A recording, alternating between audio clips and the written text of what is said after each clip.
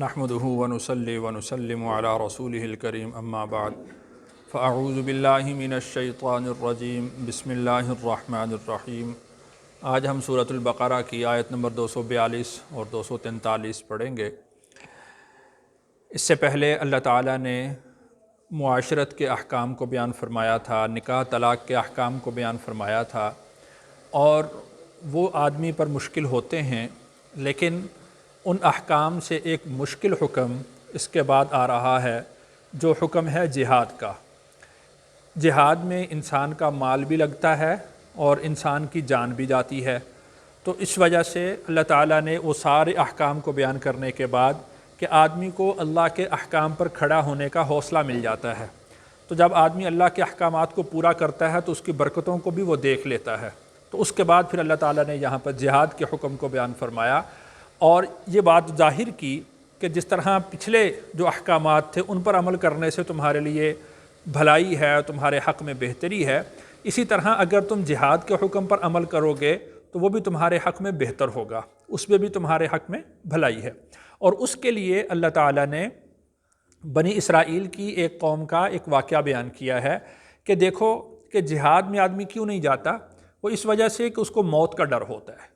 کہ شاید میں مارا جاؤں گا۔ تو اللہ تعالیٰ نے ان کا واقعہ بیان کیا کہ وہ لوگ بچ کر نکل گئے، لیکن پھر بھی ان پر موت طاری ہو گئی۔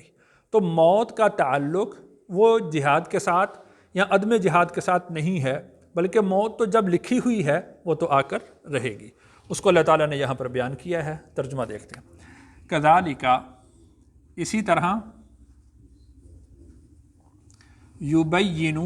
بیان کرتے ہیں، اللہ لکم، تمہارے لیے، آیاتی ہی، اپنی آیات، لعلکم تعقلون، تاکہ تم عقل رکھو۔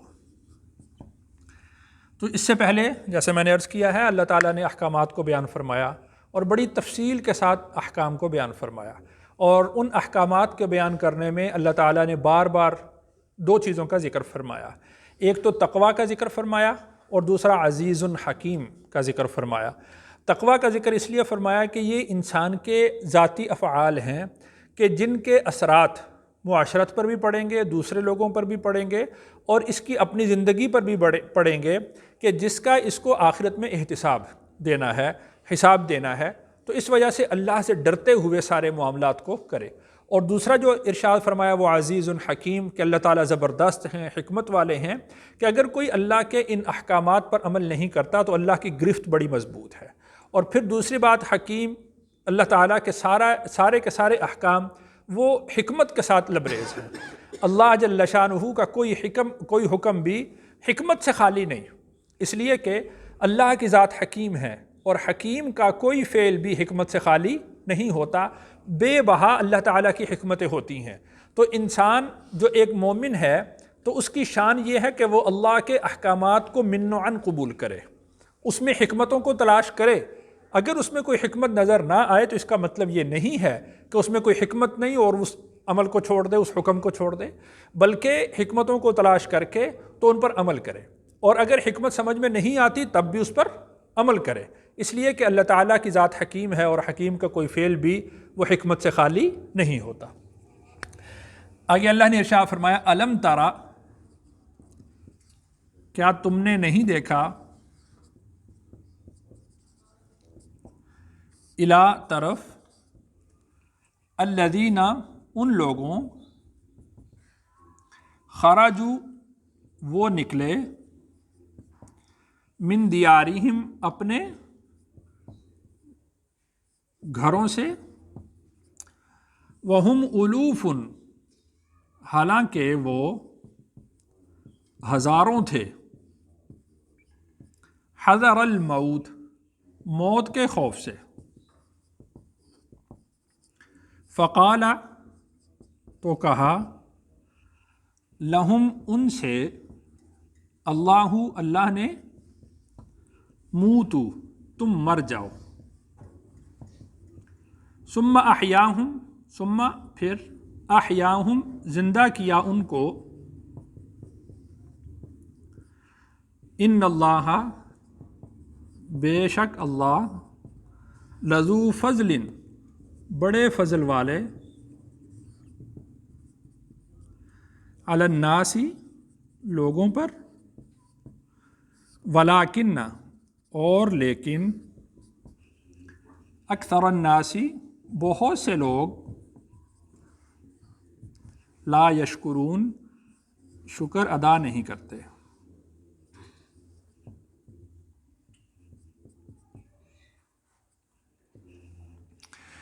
تو یہ وہ واقعہ ہے جس کی طرف میں نے اشارہ کیا تھا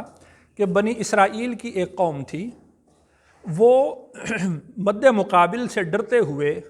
وہ شہروں سے نکل گئے اور دور علاقے میں، دور بستی میں جا کر ٹھہر گئے کہ دوسرا لشکر آئے گا، وہ ہمارے اوپر یلغار کرے گا، ہم قتل ہو جائیں گے، مارے جائیں گے۔ تو لہٰذا انہوں نے اپنے گھر چھوڑ دیے، شہر چھوڑ دیا اور شہر چھوڑ کر دور جنگل میں چلے گئے،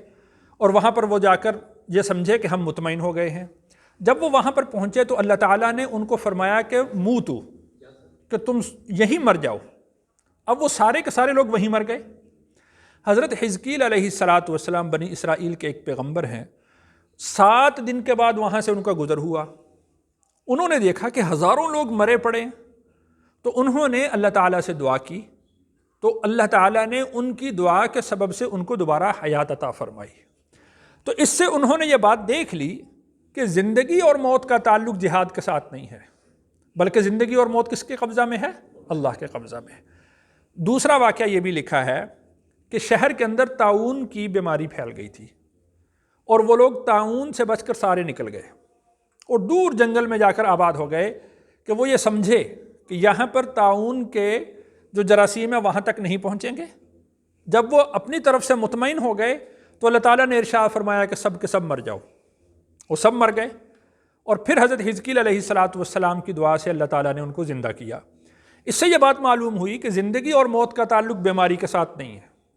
زندگی اور موت کا تعلق اللہ کے حکم کے ساتھ ہے۔ اسی وجہ سے رسول اکرم صلی اللہ علیہ وسلم نے ارشاد فرمایا کہ اگر کسی علاقے میں طاعون کی بیماری پھیل جائے تو جو اس بستی میں رہنے والے لوگ ہوں وہ لوگ اس بستی کو چھوڑ کر نہ جائیں، اور باہر سے جو لوگ ہیں وہ بستی کے اندر داخل نہ ہوں۔ تو طاعون کی بیماری وہ چونکہ متعدی بیماری سمجھی جاتی تھی، تو اس وجہ سے وہ لوگ اپنے آپ کو بچا کر نکلے، تو اللہ تعالیٰ نے ان تمام پر موت طاری کر دی۔ دوسری بات یہ کہ بعض علماء نے لکھا ہے کہ یہ جو موت ان پر طاری کی گئی تھی یہ عقوبت کی موت تھی، بطور سزا کہ ان کو موت دی گئی تھی، موت اجل نہیں تھی، یعنی جس طرح ایک اٹل موت ہوتی ہے آدمی کی، اس لیے کہ مرنے کے بعد دوبارہ دنیا کے اندر زندہ ہونا ممکن نہیں ہے۔ تو یہ موت عقوبت کی تھی، ان کو بطور سزا کے مارا گیا تھا، تو اللہ تعالیٰ نے ان کو زندہ کیا۔ اور بعض علماء نے یہ بھی لکھا ہے کہ حضرت حزقیل علیہ السلام کے لوگ ان کے منکر ہو گئے تھے، تو انہوں نے حضرت حزقیل علیہ السلام نے اللہ تعالیٰ سے دعا کی، اور ان کی یہ دعا بطور معجزہ کے ثابت ہوئی اور ان کو دوبارہ زندگی ملی، اور اس سے جو حضرت حزقیل علیہ السلام کے متبعین تھے وہ لوگ ایمان لے آئے۔ یعنی اللہ تعالیٰ کی بہت ساری حکمتیں ہیں کہ ان کو مارا اور دوبارہ زندہ کیا۔ اسی طریقے سے ان لوگوں کو بھی اس بات کا یقین ہو گیا کہ زندگی اور موت کا تعلق لشکر سے بھاگنے میں نہیں، بیماری سے بھاگنے میں نہیں ہے، زندگی اور موت کا تعلق کس کے ساتھ ہے؟ اللہ کے امر کے ساتھ ہے۔ جب اللہ چاہیں گے زندگی دے دیں گے، جب اللہ چاہیں گے مار دیں گے۔ تو اس واقعے کو اللہ تعالیٰ نے یہاں پر ذکر فرمایا۔ یہاں پر اس آیت میں جو اللہ نے ارشاد فرمایا الم ترى، قرآن مجید میں مختلف جگہ پر آتا ہے الم ترى کیف فعل ربک باصحاب الفیل، تو یہ اصول سمجھ لیں کہ قرآن مجید میں جہاں پر الم ترى کے الفاظ ہیں یہ الم تعلم کے معنی میں ہے۔ الم ترى کا مطلب ہوتا ہے کیا تو نے نہیں دیکھا، معنی اس کا یہ ہے الم تعلم، کیا آپ نہیں جانتے۔ تو یہ جو جملہ ہے، یہ جو تعبیر ہے، یہ شوق دلانے کے لیے بھی استعمال ہوتی ہے۔ تو الم تعلم،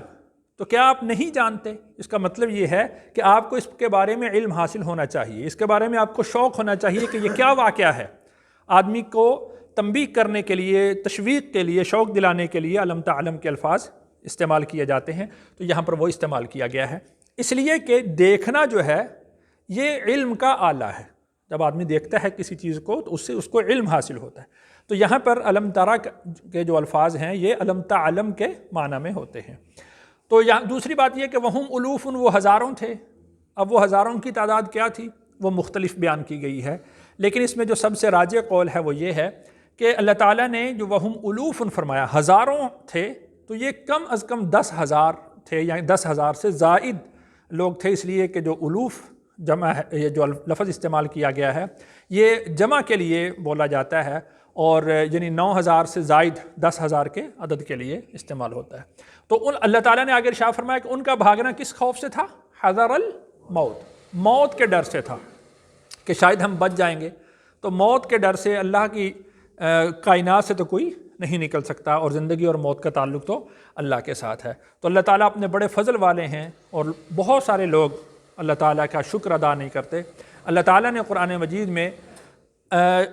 ان لوگوں کا ذکر فرمایا کہ جو اللہ کا شکر کرنے والے ہیں، تو اللہ نے ارشاد فرمایا کہ وَقَلِيلٌ مِّنْ عِبَادِيَ الشَّكُورُ، بہت کم لوگ ہیں میرے بندوں میں سے جو میرا شکر ادا کرتے ہیں. تو اس کا مطلب یہ ہے کہ ہمیں اللہ تعالیٰ کا ہمیشہ شکر ادا کرتے رہنا چاہیے،